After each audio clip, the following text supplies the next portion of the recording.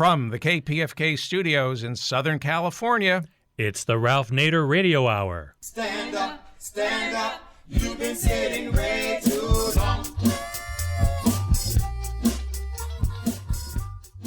Welcome to the Ralph Nader Radio Hour. My name is Steve Skrovan, along with my co-host, David Feldman. Hello there, David. Good morning. And we have the man of the hour, Ralph Nader. Hello, Ralph. Hello.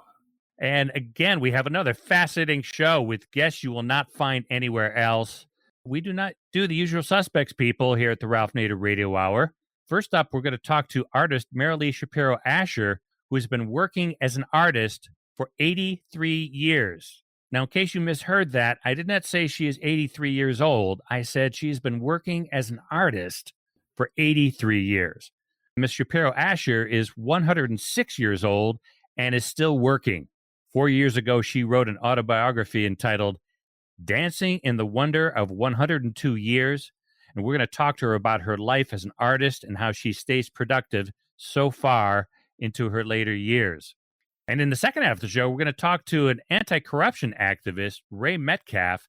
He is the founder of an organization called the Bribery Stops Here, which is a creative response to the dark money problem we've had in the country since the disastrous Citizens United Supreme Court decision. His approach sounds similar to me as the national popular vote. We've done a number of shows on how that movement seeks to neutralize the Electoral College state by state. The Bribery Stops Here movement is also trying to work state by state to draft legislation to end what's called pay to play, which means if you want something done, you have to donate heavily to your rep's campaign. Mr. Metcalfe believes that if enough states adopt legislation, not just ethics statutes, but actual legislation, that would make this practice a felony and stem the tide of dark money flowing into campaigns. As always, we will find out what's happening in the dark recesses of the corporate crime underworld with our corporate crime reporter, Russell Mokhiber. And if we have time, we'll work our way through a listener question or two. But first, let's talk to an artist that just refuses to quit. Marilee Shapiro Asher has been sculpting since 1936. Living in Washington, D.C., she had juried shows at the Corcoran, the Smithsonian, the Baltimore Museums, and had her first one-person show at the Watkins Gallery at American University. At the ripe young age of 88, she needed to turn her attention to a medium that was a little less physically demanding. That's when she started doing digital art. She learned to scan her drawings or etchings onto the computer, where she would manipulate them and create new pieces of art. Her autobiography is entitled Dancing in the Wonder of 102 Years. We're going to do something a little different here as an intro. We're going to play a short clip of Merrily reading from her autobiography. I passed the century mark 2 years ago. I feel so happy today at age 102. The sky, the air, Ritalin helps. I awoke to contemporary art in the 1930s when I first saw the paintings of Picasso at the Art Institute of Chicago. I felt a sense of recognition and an intense emotional response. The first quarter of the 20th century is my time, and I have never fully left it behind. Unlike my piano studies, my experience sculpting with clay was not reading notes on a page to translate to keys of the piano. Working with clay meant placing your fingers into the very stuff that is you, home at last. It seems to have been my lot in life to be, quote, one of them, rather than, quote, one of us. During the years in which I was an exhibiting sculptor, I was always interested in esoteric ideas. I dabbled in Zen, studied etching and Chinese calligraphy, took lessons in flamenco dancing. I have no personal philosophy of art. I do it because there's nothing else I would rather be doing. In the studio, with an ongoing project in which I am absorbed, time does not exist. So here I am, a century old, by some odd act of grace or luck, I'm still able to make reasonably small sculptures and work with the computer. Looking back, would I have rather been doing something else? I think not. The creative process is a struggle. It involves all of one's attention and intuitive powers. This struggle, this pursuit of a vision or an idea, is what I have always loved to do. Presuming that God is in his heaven, I write this. Dear God, I don't know who you are, or where you are, or if you are, but I do want to thank you for my life and all the perks I have enjoyed. I want to thank you also for 30 more years than are usually allotted according to your Bible. I hope I have not overstayed my welcome. Sincerely, Merrily. Welcome to our program, Marilee. You gave me permission to use your first name. You gave me permission to say thank you, Ralph. That's right. Thank you. Those 3 minutes should have been transmitted all over national radio. You can't imagine how encouraging, motivating, sobering they appear to, I'm sure, many of our listeners when they hear them. And you don't go around touting your example, but it's clear that you have shown how you can make what they call mid-career changes. You started learning digital photography at the Corcoran at age 88, and you were sitting next to youngsters in their early 20s. Not many people can learn new things, even beyond 50 years old. And also, I think you're a standing rebuke to the ageism that unfortunately is unchallenged and too widespread in our society. I've been taking AARP and its magazine to task for having on the cover people who are 55 and look 40. And I said, most people aren't going to get any younger. Why don't you put on the cover people who've done great things in their 80s, 90s, and beyond? They still don't listen. The answer I got was, well, we have to sell magazines. I said, no, you don't. You have to sell the future of extending a productive life in a healthy and wholesome manner. If people want to wake up AARP to start writing about older people who are productive in their 80s, 90s, and later, as Merrily, just call their toll-free number, 1-888-OUR, our AARP, 1-888-OUR-AARP, and their website is aarp.org, and their address is AARP, is 601 East Street, Northwest, Washington, D.C., 20049. If they don't hear from you, pretty soon they'll be having 40-year-old people on their cover in order to create a fantasy for their many millions of readers. 19 million people are subscribers to the AARP magazine, the biggest in the United States. So with that sermon, I do want to start by asking you, tell our listeners how you have maintained such a steady and productive life all these years. Well, that's a big question. I think there are, in the aging process, 3 things that help to work against it.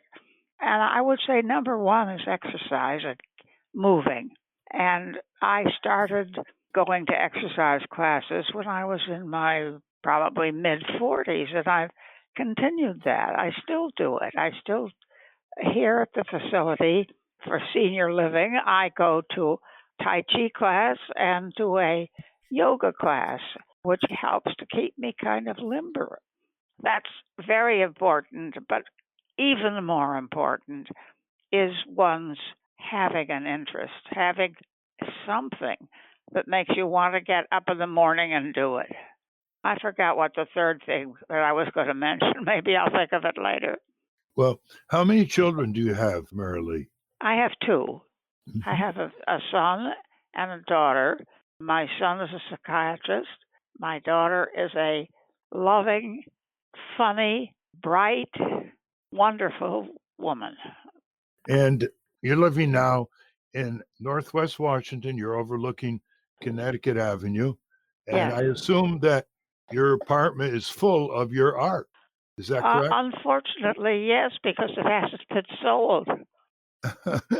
Can you give us, for starters, what your website is if people want to see your paintings, your Yes. sculpture, Yes, and your digital my art? website is MarileeShapiro.com. That's good. MarileeShapiro.com, and that's spelled Marillee. Right. Now, one thing that really impresses me, because, we have to be candid about so many people in this country, sometimes they don't learn anything new after a few decades.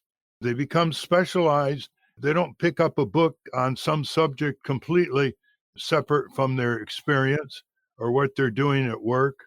And you've managed to do that because it's not just the art that you're engaged in, but your friends tell me that you're just very curious. You're interested in a lot of things that are going on. Would you say that curiosity has been part of the kind of interesting life you've had? Yes, I think that was the third thing that I was going to mention in relation to working against aging. Curiosity is just, well, it sometimes gets in your way. I think it's gotten in my way because I have never been consistently sticking with one medium. I would get bored and I would go into doing some Japanese printmaking on fabric. I get bored again, I would go to an etching class. This in itself is anti-aging. It's also not being attractive to high-pressure galleries who want an artist who has a style that is consistent, that their people can recognize and want to buy. And I've been all over the place, so to speak. But I think that has helped to keep my interest alive. So I've noticed that curiosity in an information age actually is somewhat rare. I think one of my kind criticisms of the younger generation is while they'll go into the computer and into their iPhone, there's a certain level of curiosity they just don't have. Maybe it's because they're just overwhelmed by information and flashes of imagery. Can you give us your view of what you think is happening to young people by spending too much time just looking at screens instead of personally interacting with one another and with older people who have wisdom to convey to them? I completely agree with you. It's a pity to walk on the street and see everybody with their ears tied up with wires and listening and looking at something in their hand. It's pitiable. I think that one of the greatest compliments that I ever got was from a fellow resident here who was a physicist, and I would ply him with questions because I wanted to know. And he once said to me, "You are a very curious person. You are full of curiosity." I consider that from him a great compliment. Well, curiosity generates imagination, and imagination generates a sense for real possibilities, doesn't it? Exactly. Tell us about your art. I know you've said that you've lived a life where you couldn't imagine doing anything better than what you're doing or more interesting in what you're doing. And I'm interested to see what you want to convey to others through your art. Or are you like some artists, you just do art for art's sake and you're not interested in what it conveys to people who view it? And a lot of your art has been viewed in downtown Washington galleries. I know that. What is your communication view of your art? Let's put it that way. That's a hard one. I don't think I ever was trying to communicate. I think that very often I start from something material, something I see that looks very interesting, and I want to play with it. I do believe that art is the very highest form of play. You know, it's interesting you say that because there are some artists who've told me that I want my art to do its own communication, and that depends on how people view it differently from one person to another.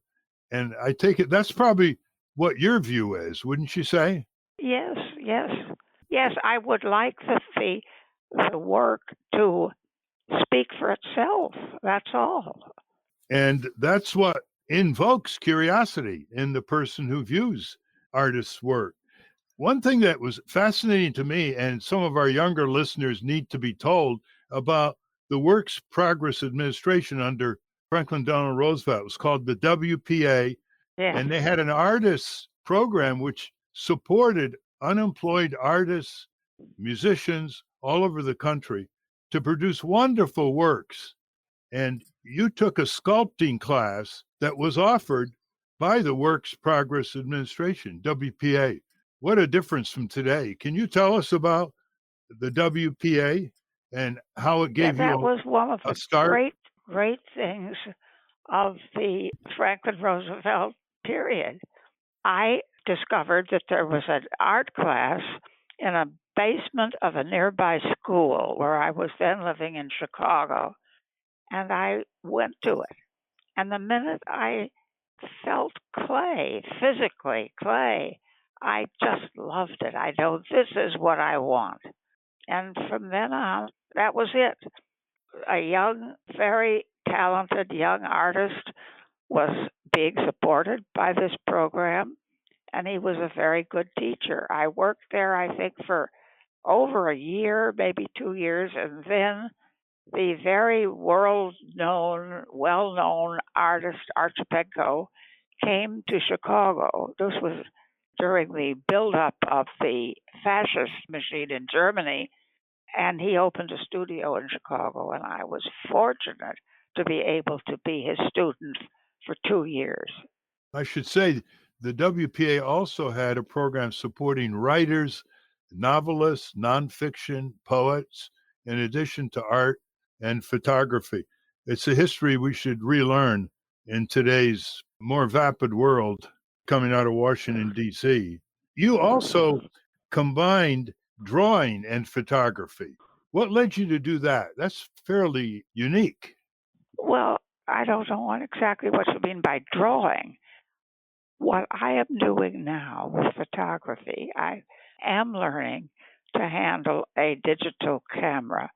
And because my mobility is limited and I don't drive or get out very much, I have to use the material that's around me pretty much on the block that I live in or the apartment that I occupy. And therefore, I use the materials, the objects, the things, the way the light touches them, this and that, in my own apartment and photograph it. And then it goes into the computer. And with Photoshop program, I manipulate and produce the image. Listeners might want to know that Marilee's mother, Bonnie Harris, took up painting at age 79 and was so productive and special that her work is now in the permanent collection of such noted museums as the Smithsonian National Collection of American Art, the Baltimore Museum of Art, the Phillips Collection, and the Folk Art Museum. Your sister Eleanor was also a talented artist, but your mother didn't teach you art as a young child. You learned No. that later. Is that correct? My sister Eleanor was a big influence on me as an artist.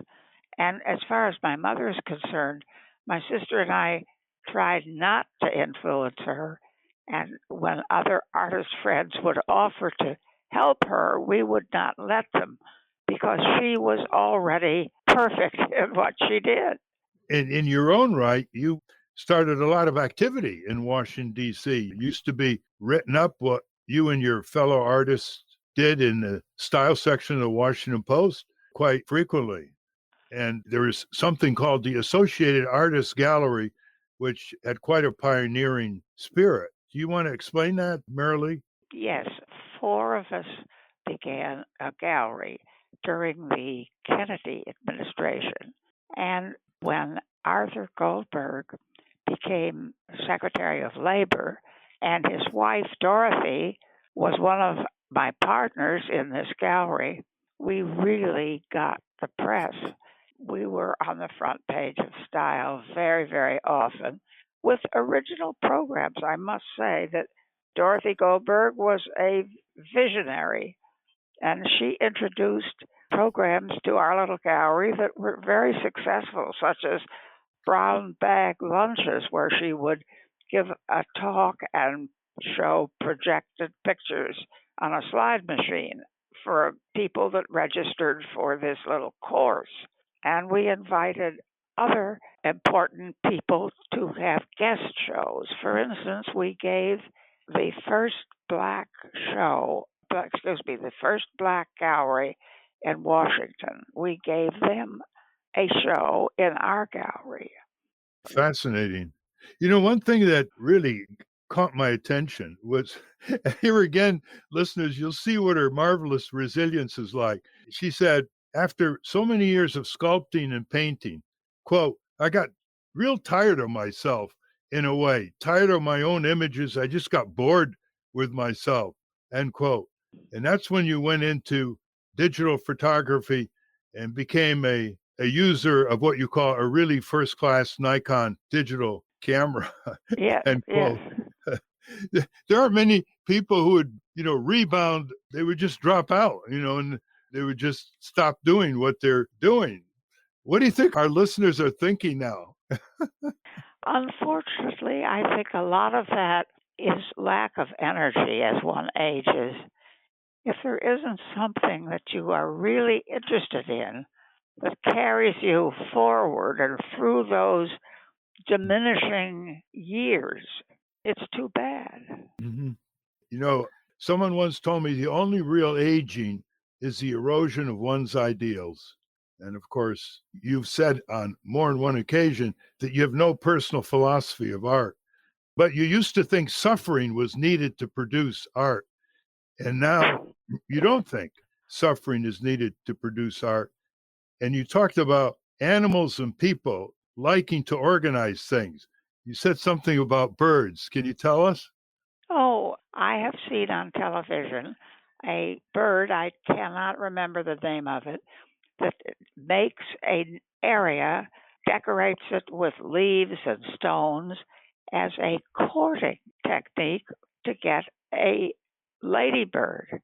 Also, I don't know if it's true or not, but I have seen colored images that supposedly have been done by elephants, by chimps. I don't know that that's real, but I do know that that bird decorating instinct is real. The nest, for instance, every bird's nest is carefully worked out in a pattern. There must be some satisfaction to the bird to do it in a certain way. It is amazing. It's the symmetry of it all, isn't it? Yes. Well, of course, their feathers are a work of art too. Yes. And their plumage. Before we close, Merrily, I do want to give Steve Scorban and David Feldman a chance to discuss how they're reacting to all this. Steve? Yeah, I have a question, Marilee. Yes. When you were in your late 80s and decided that you were going to shift your medium, I know a lot of older people are intimidated by technology, but you took a class in Photoshop and digital art. How intimidating was that for you? Had you used computers before? Was this something you felt I had never used a computer. I didn't even know how to turn it on. I don't think that class taught me anything except that I wanted to continue it. And fortunately, the teacher of the class was himself an artist and a printmaker, and he agreed to give me private lessons. And that's how I learned Photoshop. I could never have done it on my own. Merrily, why did you call your book Dancing in the Wonder? Well, that's a song from probably the 30s that I always liked. I liked the words and I liked the tune. And it is a metaphor for life. Dancing in the Dark was a popular song in the 1930s, wasn't it? Yes. I like the way you said, well, art for me has been very, very good because there's something you want to do every day. There's some reason to get up in the morning. There's something to think about when you're lying in bed wanting to go to sleep. I believe that it contributes to health and longevity. End quote. What is it that we have? By that. Yes, indeed. Marilee, before we close, and you give your website again so people can see fantastic variety of your art. Marilee Shapiro, spelled SHAPIRO.com. That's it, MarileeShapiro.com. Is there anything else you think we should ask you? I don't know. I'm 106, and I'm just taking it as it comes. I'm enjoying it very much. I'm physically very well, and life is good. Well, you know, Dr. Sid Wolf and Suzanne Goldberg brought your work to our attention. I know the Washington Post wrote it up. Petula Clark, the columnist, a few years ago wrote up your artwork, but I never imagined it'd be such a pleasure to talk with you. And I'm sure Steve and David share my sentiments. You're a total inspiration. And I know you're not a finger waver, and you're not what we used to call in philosophy class didactic and telling people what they should do. You're just in your quiet, steady, delightful way. Shine that example before all of us. Thank you, all of you, for giving me this opportunity. I've enjoyed it thoroughly. And may you have many more years of such a productive and exemplary life. Thank you, Marilee Shapiro Asher. Thank you. We've been speaking with artist Marilee Shapiro Asher. We will link to her work at ralphnaderradiohour.com.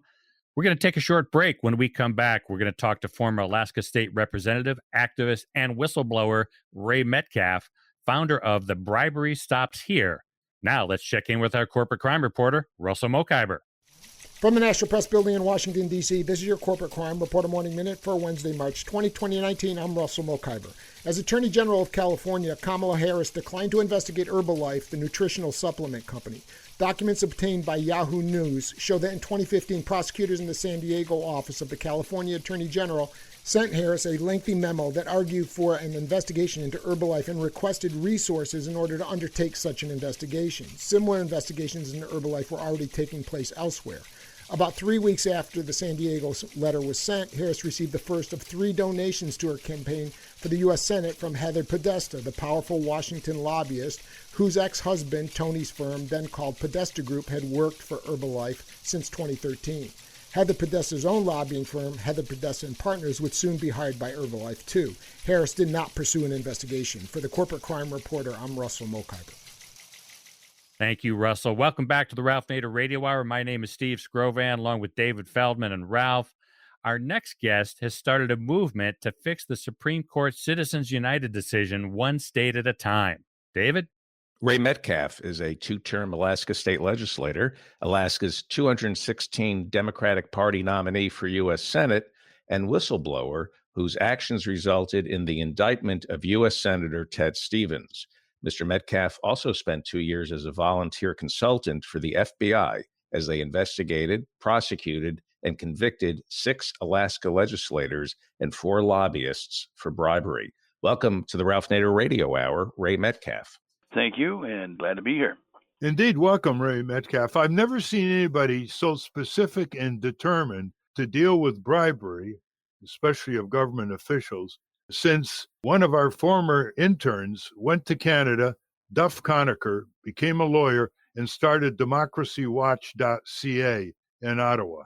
And so this is by way of telling our listeners, this is a real movement underway. It's going to go into every state, including your state. And I want Ray Metcalf to lay it out for us right now. Well, Ralph, the things that I learned when I was working with the feds was, before that, I thought that we probably needed 100 pages of ethics legislation. And after 2 years of working with the feds and looking at the hurdles they had to surmount to address corruption issues, I totally revised my entire thinking on what it would take to deal with this, and boiled it down to basically a 1-page statute that embraces what the U.S. Supreme Court has said works and what clearly was working for the feds. When I was working with the FBI, they were focused on a rather vague statute called the Honest Services Act.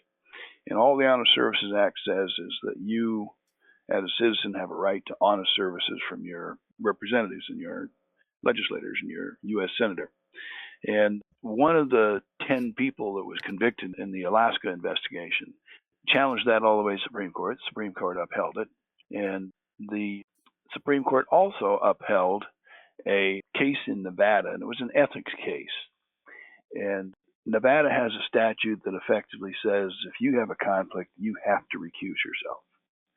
And somebody had assisted somebody in getting a gaming license for their best friend by approaching the guy that they had just helped get elected. And someone took that to court and said, hey, you would not have done that for me. You did that as a favor for him, therefore it was a conflict. And a jury agreed with that in Nevada. And for all the reasons that a young lawyer right out of law school might think of, the Supreme Court of Nevada threw it out. And the state of Nevada took that on to the Supreme Court. And the Supreme Court upheld it on a 9-0 reversal of the Nevada court. And so the proposal I have worked up after having worked with the feds for a couple of years focuses on that. And it focuses on the felony statute that was upheld by the court when the legislator from Alaska appealed that, the Honest Services Act, all the way to the Supreme Court. So combining those two rulings, I came up with a one-page proposal for legislation that I think would effectively resolve the problems created with Citizens United. Explain Citizens United briefly. The Supreme Court decision. Citizens United is where the U.S. Supreme Court effectively said a corporation or anybody can spend as much money as they wish on political influence.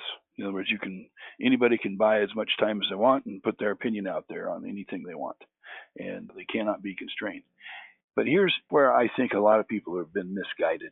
There's a lot of people that want to go out there and overturn Citizens United via a constitutional amendment. And, having been around for a while in this political arena, I know just exactly how hard it is to amend the U.S. Constitution. It's just probably not going to happen in my lifetime. But the Supreme Court, when they ruled on Citizens United, what they didn't do was guarantee those corporations the right to receive something in exchange for what the time they purchase and buy and promote a particular candidate. And when they ruled in the Nevada case, they made it very clear that if a state has a statute on its books that simply says if you have a conflict, you must recuse yourself. And they also made it very clear that a contribution can be a conflict. And so any state that passes a law that says you must recuse yourself if you have a conflict, that the courts will uphold that. And so the corporations can spend all they want on speech, but if they help somebody get elected with that speech, they can't then approach that person and say, will you help me get this legislation through?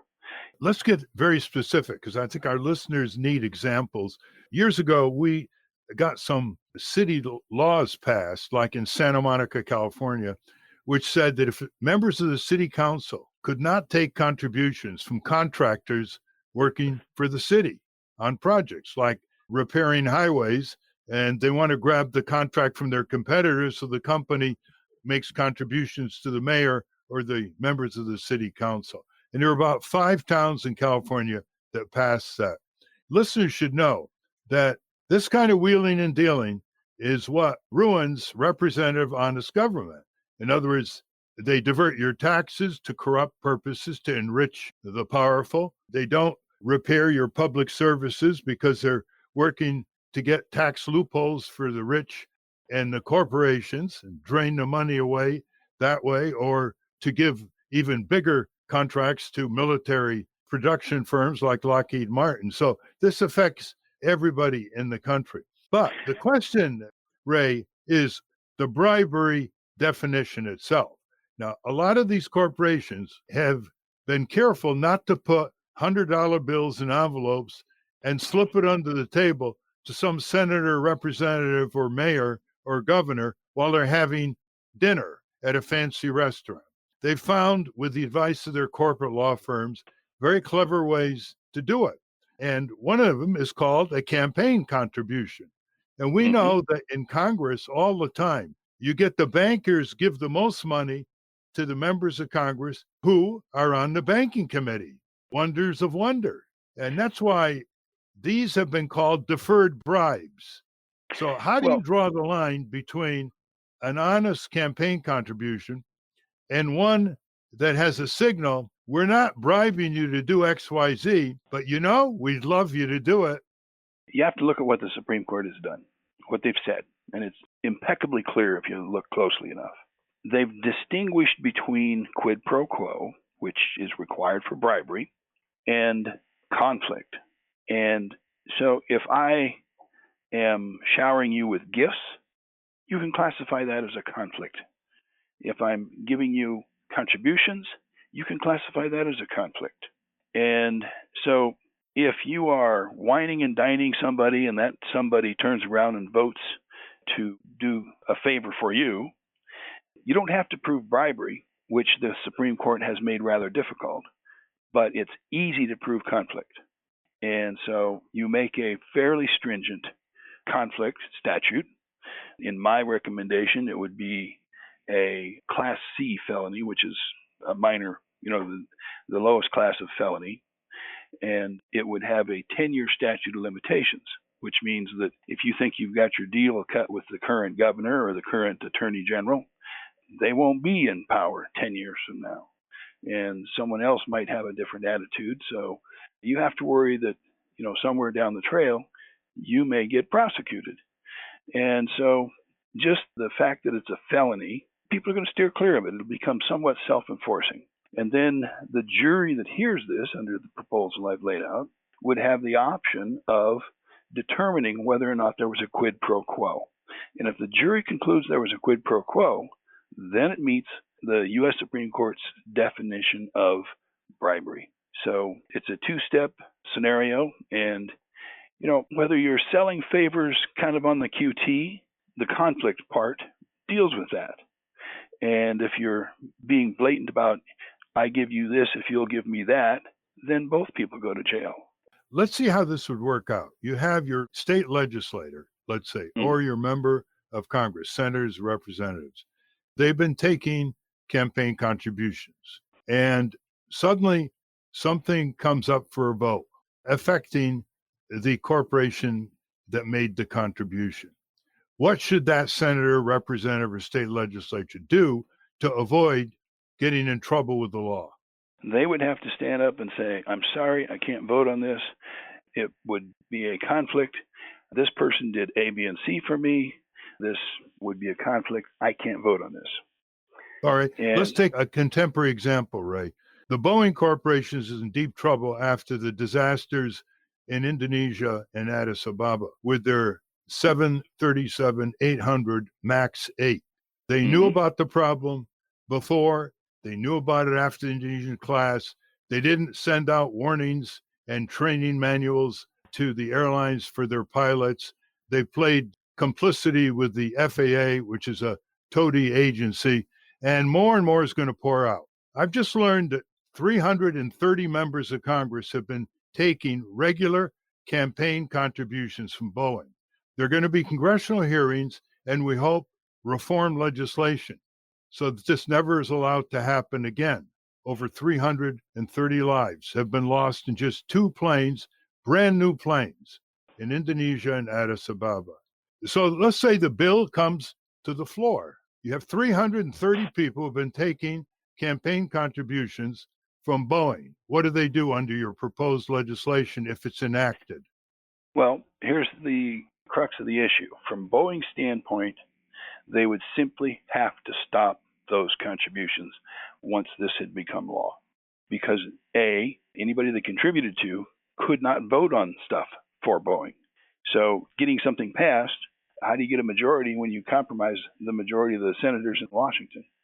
And here's one other aspect of the proposal. This is not your local political watchdog. This isn't where everybody gets to go make a complaint. We're dealing with felonies.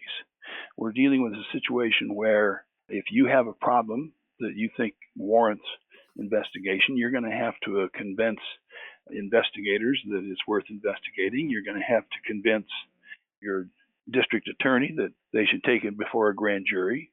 You're going to have to convince a grand jury to indict, and then you're going to have to take it to trial. So it's not your local complaint department for political misdeeds.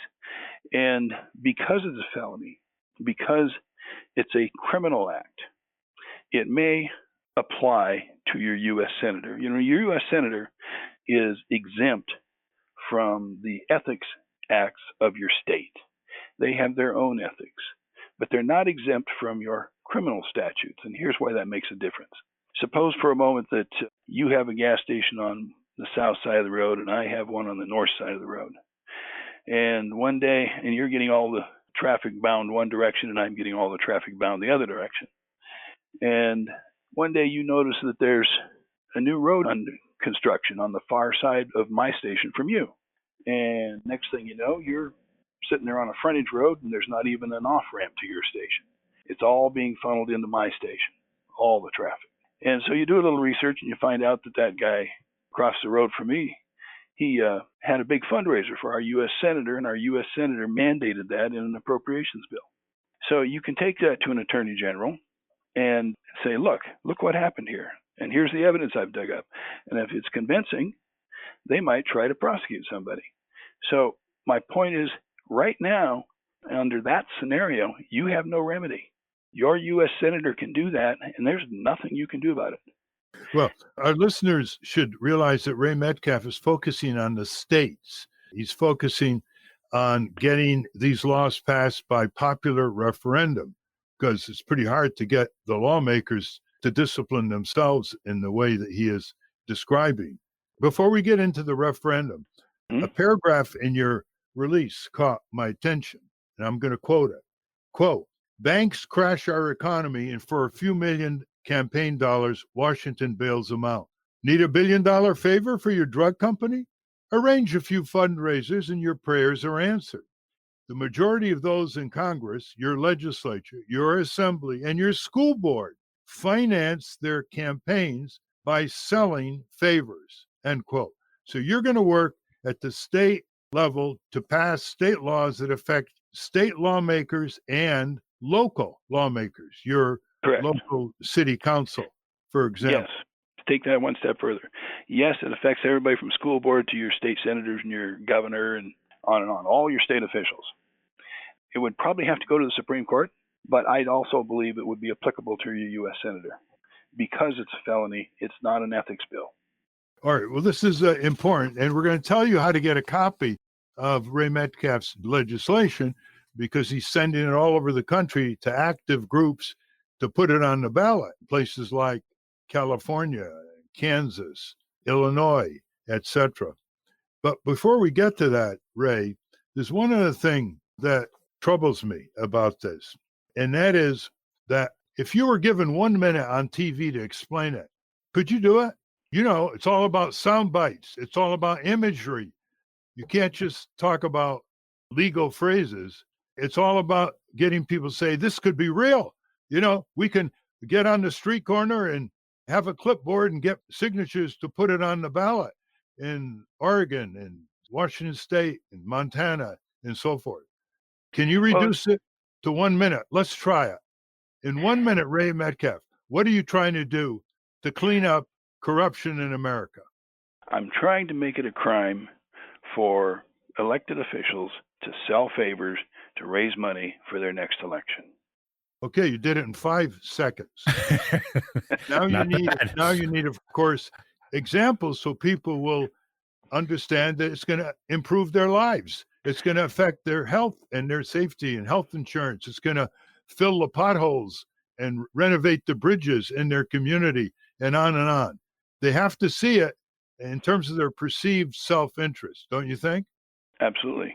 You know, if this were to become law in half a dozen states, then you would have 12 U.S. senators who would be in a position where they couldn't continue to play the same game that they'd been playing in the same game that everybody else plays.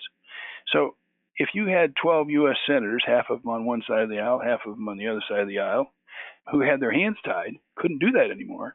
12 U.S. senators is enough to shut Washington down until everybody plays by the same rules they play by. So What we hope to do is raise about $1 million because we think for $1 million we can put this on the ballot in the small population states. It costs, I've heard $10 million to get something on the ballot in California, but states like Alaska, Montana, Idaho with small populations, you can do this for $200,000 and less. Wyoming, North Dakota, South Dakota? Yeah. Yes. And so then you wind up with senators that can't do this anymore because, there may be some arguments that doesn't apply to your U.S. senator, but I'll be damned if I'd be the first person to try to find that out, whether it applied to me or not if I were in the U.S. Senate. Alaska has one senator whose family owns dozens or hundreds of corporations. They're multi-billionaires. There's not a day goes by that he doesn't vote on something that affects his family. And that's just wrong. And by the way, you're not the only one who wants to revive and expand the referendum system or the initiative system in the 25 states, mostly west of the Mississippi, that have them. A lot of towns in New England have local referendums, of course, and town meetings and all that historic tradition. But what's interesting is you all should get together, Ray. We interviewed someone from Houston who's leading a nationwide effort to utilize more frequently local and state referendum laws that are grossly underutilized, and a lot of people don't know they even exist. These are referendum laws, listeners, if you don't know, where you become the legislature. You enact the laws, or you can revoke the laws. It's called initiative, referendum, recall. Initiative, you enact the laws. Referendum, you revoke the laws. And recall, you recall your sitting lawmaker. That's the definition of initiative, referendum, and recall under California law that has been in effect for a century now. Now, we know that corporations often use referendums against the people themselves. They have some fancy sounding title, like the tobacco industry, will have some fancy title to cover that they're trying to get a special tax repealed or avoid regulation. But I'm glad you're doing this, but I hope you can get in touch with some of these real advocates all over the country and accelerate what you're trying to do. Now, I have one question I haven't yet figured out in all you're saying. Let's say Boeing gives campaign contributions to 60% of the state legislators in Washington state. Let's say you get a referendum passed. Now, you've said that they would have to recuse themselves or stop taking money. You mean you give them a free pass on 25 years of taking money from Boeing as long as they stop taking money and then they don't have to recuse themselves from a conflict of interest? Well, you can't make it retroactive. What you can do is say, from this day forward, Boeing, if you give money to Joe Blow can't vote on your bills. Okay. Now, we're going to your statute. It's simple. It's clear. The proposed bill that you want the American people in state after state to vote on in a referendum, you have a 1 to 5 year prison term. That's called the Class C felony. And it's very clear. And how do people get copies? You can go to BRIBESTOP.us, Bribe Stop US. You'll find it there. You can also Google the term, the Bribery Stops Here. You'll probably pop up the same thing.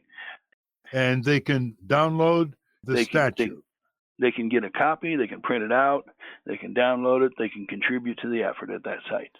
And do you have a layperson's explanation of it and a proposed press release, things like that? It's fairly simple. It's only basically about 3 pages in 12 point. So, of all the other proposals that I've seen, people that are promoting ethics issues, there is a big difference between what I'm proposing and what the other folks that you're talking about are proposing. They're proposing resolutions and they're proposing ethics issues. And my 2 years working with the feds, I learned that ethics statutes aren't going to change much. You need a criminal statute. Yeah, I think you're absolutely right on that. The history shows that deploying the ethical tool is very namby-pamby and doesn't really affect the desolate scene of commercially inspired corruption of our public servants. David and Steve, do you have any comments or questions of Ray Metcalf? Yeah, I have a question, Ray. I'm on the Board of Public Citizen, which is the group that Ralph started many years ago, and we don't take any corporate contributions. We're the public interest group because something may come before us that would create a conflict of interest. So we don't take any corporate contributions. So what I understand is you're saying we need to hold our legislators to that same standard, or they can take the contributions, but then they would have to recuse themselves if something affecting that company came before them. Is that correct? It says right in the statute, the way to absolve yourself of liability is to stand up and say, I can't vote on this. I have a conflict, explain the conflict, and then you refuse to vote on the subject. And that's how you stay out of trouble. Well, what about the argument where they say, well, listen, I'm a big company. It's in this district. I create jobs. This politician, that I gave money to is representing all of those interests. What's wrong with that? Well, here's what's wrong with that. Now, if you're promoting legislation that affects the broad spectrum of population, that is exempt. Bottom line is the legislation that you're proposing, if it's good legislation, it doesn't need contributions to get passed. Legislators are going to have to get their bills approved based on their merit. What a thought. If you're going to get it passed, it has to be meritorious. Well, how would this have applied to, I'm sorry, Mr. Metcalfe, how would this have applied to, say, the Amazon deal in New York? The Amazon deal. Oh, if Amazon gave you money, you wouldn't have been able to vote on that issue. Uh-huh. By the way, in Ray Metcalf's bill, he has a provision for Class A felony, 5 to 20 years in prison, if the courts find that a public official has done more egregious quid pro quo with a contributor that has a special interest. I just want to point that out. What that does is that meets the Supreme Court. The Supreme Court, there was a governor back east, down south, that got his conviction reversed because he had received favors from somebody, and he had done them favors, but he had never signed a bill or a contract. He had never done something constructive that actually affected the person. He had given him introductions, but didn't sign a bill for him, didn't sign a contract for him. So in the absence of that, the U.S. Supreme Court said there's no quid pro quo. So a quid pro quo is decided whether there was or was not by a jury when they look at the evidence. So this leaves it up to the jury to decide if there was a quid pro quo. And if there wasn't a quid pro quo, there's still a conflict, which is a lesser felony under the proposal, but it's still something that nobody's going to want to get tangled up with. Well, Ray Metcalf, I suggest you take a trip to Silicon Valley and Billionaires Row to see if you can find an enlightened billionaire to put a few percentages of his or her wealth in changing America and cleaning up politics. What state do you expect to go to the polls on this first? I think more than likely, if I actually am able to raise a substantial amount of money, the first target would be Alaska. But you read on your webpage, there's a picture of a melting glacier. The environmentalists are fighting their issues, but how do you outmaneuver Exxon when they can spend 100 times more money than you have? So this is the answer to that. It levels the playing field. If you think of it from a union perspective, if the unions have to stop donating and the corporations have to stop donating, the corporations are donating 100 times more than the unions. Who wins? The unions have armies. Corporations generally don't. So the little guy wins here. If this becomes law in very many states, it will change the face of politics in America. Give your website once more before we conclude. Ray Metcalf from Alaska. It is bribes, plural, BRIBESTOP.us, bribestop.us. Bribestop.us.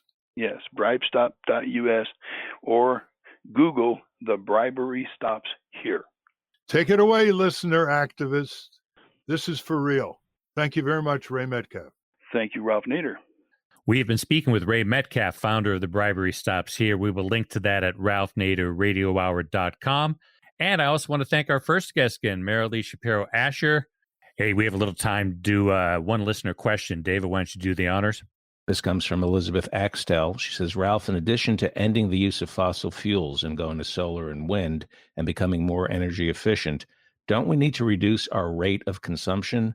The United States has a very high rate of consumption compared to other much poorer countries. This is not talked about much. Well, Elizabeth, actually, there's an overlap between reducing our rate of consumption and becoming more energy efficient. And you're right. People do talk about renewable energy, solar, wind, geothermal. There isn't enough talk about cutting the waste of energy. And we have huge waste of energy. It's often been said we waste 80% of our electricity that we generate, starting at the electric generating plant itself. So we need to talk about the fastest way to cut down on global warming gases is not to burn them. And that means not just efficiency at the source in terms of producing oil and refining oil and gas and coal, but also in everything we use, motor vehicles, refrigeration, lighting, engines, transportation of various kinds. We have huge opportunities. We've made great progress, but we can make fabulously greater progress in the coming years. It's the fastest, safest, quickest way to reduce global warming gases and the horror of climate disruption. Thank you for that question, Elizabeth. For those of you listening on the radio, that's our show. For you podcast listeners, stay tuned for some bonus material we call the Wrap-Up. A transcript of this show will appear on the Ralph Nader Radio Hour website soon after the episode is posted. The producers of the Ralph Nader Radio Hour are Jimmy Lee Wirt and Matthew Marin. Our executive producer is Alan Minsky. Our theme music, Stand Up, Rise Up, was written and performed by Kemp Harris. Our proofreader is Elizabeth Solomon. Join us next week on the Ralph Nader Radio Hour when we welcome back the tireless activist from upstate New York, Walter Hang. Thank you, Ralph. Thank you, everybody. And the Rap book is now available in a lot of bookstores, independent and chain bookstores around the country. People are ordering it 5 at a time. It's a great starter. Laughing yourself seriously enough to organize Congress watchdog groups in every congressional district. As you've heard me say again and again, it's the Congress people. Hello, this is Jimmy Lee Wirt, producer of the Ralph Nader Radio Hour. Welcome to the Wrap-Up, where we talk a little longer to Ray Metcalfe about his anti-bribery proposal. Thinking chess moves ahead, it seems like every time there is some sort of regulation or legislation, there is a workaround. Have you thought about, okay, if, say we do this in the ideal world, we get this done, how are they going to find a way around it? Is there a way around it? And if you can anticipate that, how would you stop it? Well, the reason I'm going this direction is because everything else I've ever seen had a way around it. I don't believe this does. And that's because the Supreme Court's record on this kind of case is in our favor. Yeah. I mean, 9-0? What's confusing about that? Right. You know, they've effectively said you can outlaw conflict. And they've also said a contribution can be defined as a conflict. And it was a conflict of a campaign worker. Guy ran somebody's campaign for free. The person he brought to him was one step removed. It was his friend. So you've got a campaign worker who helped somebody run a campaign. Then he walks into the elected official's office and said, I want you to meet my best friend. So not only was this legislator doing this for his best friend, a guy that he had not met before, he was doing it as a favor for the campaign worker. So a jury agreed that if this guy had walked in all by himself without the campaign worker, he probably wouldn't have got his gaming permit. And so my point is, and what was the favor? The favor was a contribution in the form of labor. He worked his butt off on a campaign. And, you know, some of the things that people get confused over, this doesn't apply to anything but appropriations. Okay. And it applies to appropriations and other kinds of economic advantages. So, such as the highway scenario that I laid out. It does not apply to your contributions to an environmental group unless you're asking the state or the feds to give that environmental group money. Okay. So it doesn't apply to issues that don't involve money. I used to be a real estate developer, and it was very clear to me that if I didn't start paying off politicians, I couldn't stay in the business. My competition paid politicians. I could not compete with the favors they got. Yeah, it was pay to play, and it was either join it or leave it. Yep. Talk about institutionalized corruption. Yeah, I mean, just think about it. The whole system we have developed augurs in the direction of corruption. How do you get money to get elected? If you don't do it, there's not a single member, I'll guarantee you, there's not a single member of your legislature that doesn't have a sugar daddy. Now, you may like some sugar daddies better than the others, but they have a sugar daddy. And if they don't have a sugar daddy, they're a one-termer. By the way, listeners should know that in poll after poll, not just in the United States, but all over the world, corruption comes in as number one in terms of what people want dealt with. Number one. Yeah. So I guess they know something, huh? Well, it's also why Drain the Swamp was so popular. Yeah. So you're not dealing with a third order issue out of people's range. This is what people want confronted in our country and around the world. Mm-hmm. And, corruption is the cancer of a just and democratic society. The Represent Us group. I actually flew to Seattle to meet with the guy. Spent about 3 days with him. Started Represent Us.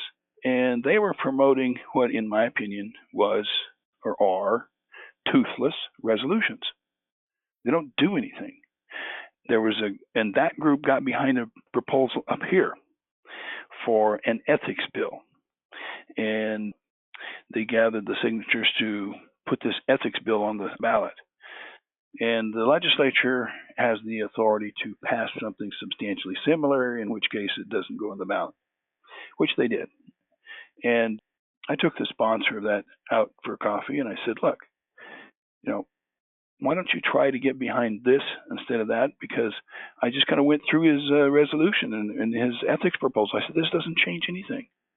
Everything you've seen happen here, we saw 12 indictments and 10 convictions here from legislators that were basically taking money from oil companies to keep oil company taxes low. And the minute that was over, when those 6 legislators were taken out of the legislature, all of a sudden we had a much fairer tax on oil being produced in this state. The state was suddenly out of the red and into the green. They saved up $16 billion in the course of 6 years. And then the legislature, for several years, we had 2 employees of ConocoPhillips in our legislature. And they stayed right on the payroll for ConocoPhillips while serving in the Alaska legislature. The ConocoPhillips was paying them 6-figure salaries. One of them somewhere between $200,000 and $500,000 a year, and the other one was over $200,000. And so these guys, in the course of 2 years, they're taking off 300 days plus 350 days to be in the legislature. How does that work? If they became tax oil kind of guys, and they reversed, by the way, they succeeded in reversing the gains that happened right after that big bust and those 6 legislators going to jail. And so now the state is broke again. So gives a new meaning to bought and sold. Yeah. I mean, don't worry about bribing them. Just put them on the payroll. Makes you long for the good old days of Spiro Agnew, where he was literally taking cash in envelopes. Yeah, we have a federal courthouse here in Alaska, and he was wrapped up in that somehow. I've heard that he made money off of it when it was built. Apparently he took money as a municipal official. He took money as governor for state projects. And even when he was vice president, he was funneling projects on the federal level and literally getting envelopes of cash. And a lot of people think that he was thrown out of office for tax evasion. And there was that was the public story, but the real thing was it was pure bribery. Yeah. It's this tongue-in-cheek bribery is It's daily stuff. It's everybody. You see it. When I was in the legislature, it was all around me.